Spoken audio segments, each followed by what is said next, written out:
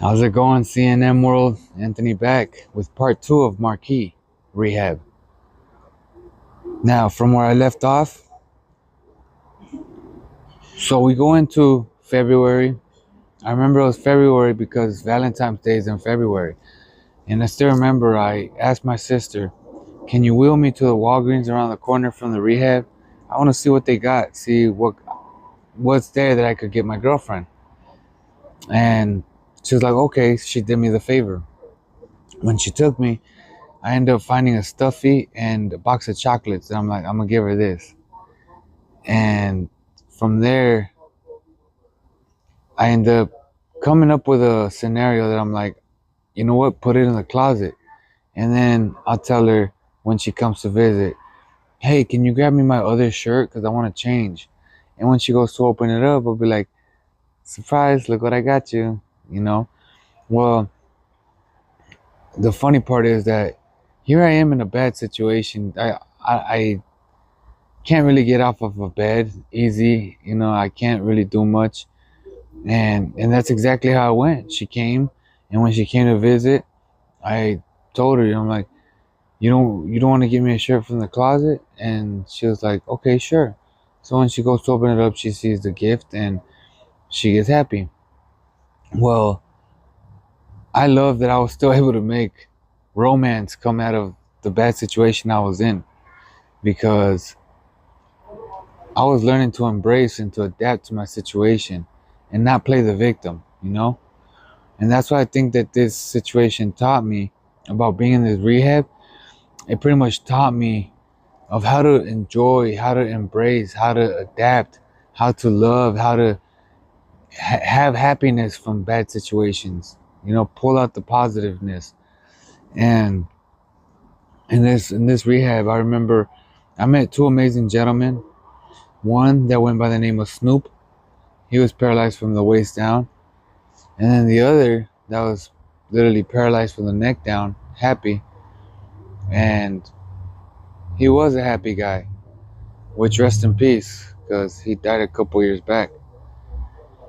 But these guys were great inspiration to me because here I never thought I had it bad, but meeting them got me away from ever thinking I had it bad, because I'm like, it could be worse, you know?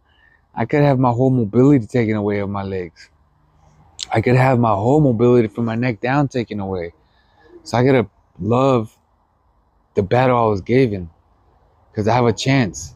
You know, I have a fighting chance. They don't have a chance.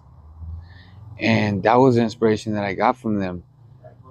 I also remember that my mom brought in these vitamins from El Salvador, that those, they helped me a lot. Reason being is because I still wasn't 100% acting normal or acting like I should have been acting, as far as like my speech, my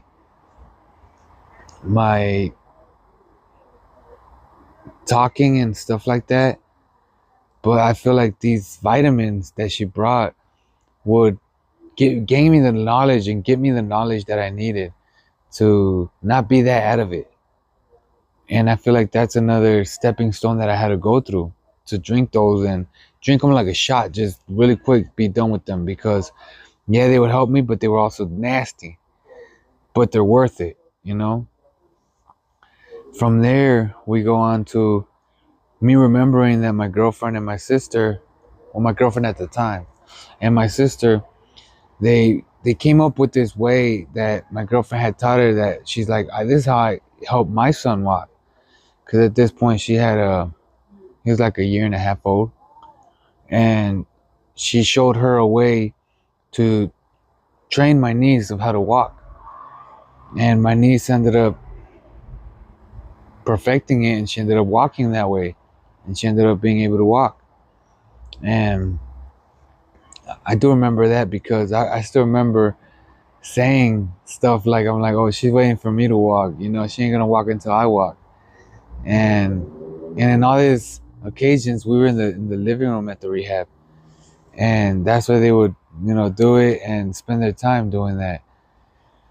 Well, it got to the point where after that, I had appointments and stuff like that, where they would wheel me out, put me in the bed, you know, lift me, put me on the bed, put me in the ambulance, all this other stuff, you know, just to go to a different doctor's appointment and stuff. And it got to the point where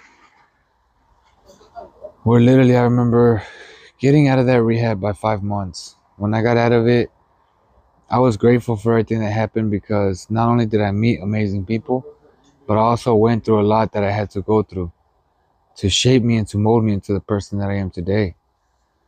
And yeah, I went through a lot of pain, but the pain not only gave me strength, but it also gave me feelings of being appreciative, that it wasn't worse pain. You know, there's way worse pain out there. And in a lot of times, that was different situations that I ended up running into, that I met. That I didn't meet, but that I went through. And I still remember that at one point, it took like about 5 therapists and my brother to stand me up on the standing frame. Not on the standing frame, on the parallel bars. You know, once they stood me up on the parallel bars, I was holding on to the sides, but I have no strength. There was one therapist on one leg, another one on another leg. My brother was bear hugging me up. You know, there was a therapist on my right arm, my therapist on my left arm, a therapist behind me to make sure I wouldn't fall back. So I'm like, there was a lot of therapists, and I needed a lot of assistance. And they stood me up in the parallel bars, but literally I ended up succeeding, and I stood for like 5 minutes. And from there, they sat me back on the wheelchair, and little did I know it was gonna be a really long journey till I could stand by myself with less assistance. And I lasted a total about 5 months in this rehab.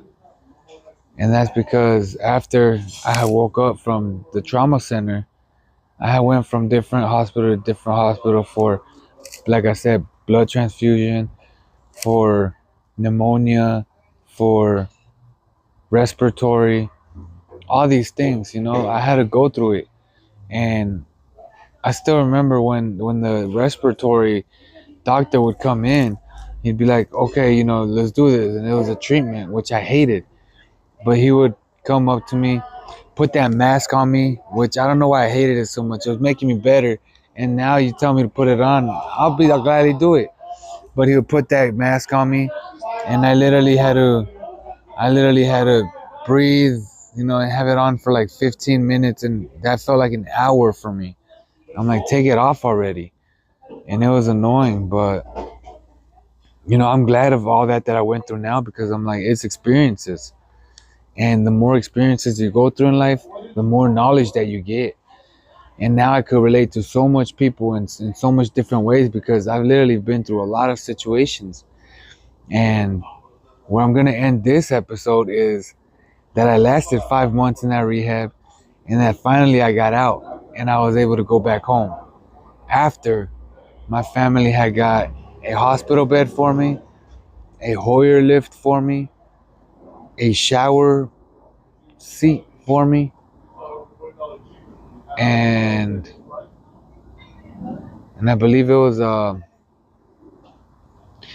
pretty much suiting up my house for me to be able to live in there and be able to do stuff.